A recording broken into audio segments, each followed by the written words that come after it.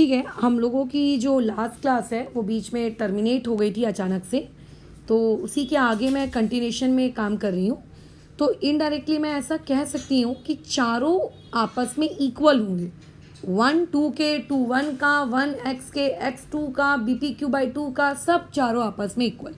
यानी कि मैं x डिग्री की जगह क्या लिख सकती हूँ, मैं x डिग्री की जगह लिख सकती हूँ एंगल bpq/2 लिख सकती हूँ, और y की जगह मैं क्या लिख सकती हूँ, एंगल pqc/2 लिख सकती हूँ, राइट।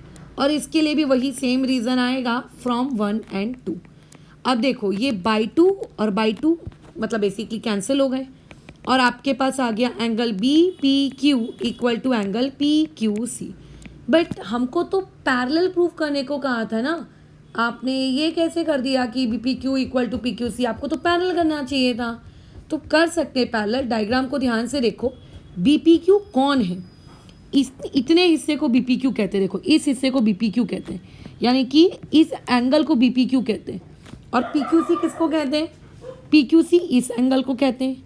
अब तुम्हें ये लगता है ये दोनों अल्टरनेट एंगल्स के जैसे दिख रहे हैं, बिल्कुल दिख रहे हैं। तो हो गया प्रूफ कर अल्टरनेट एंगल टेस्ट से कि AB और CD एक दूसरे के पैरेलल है।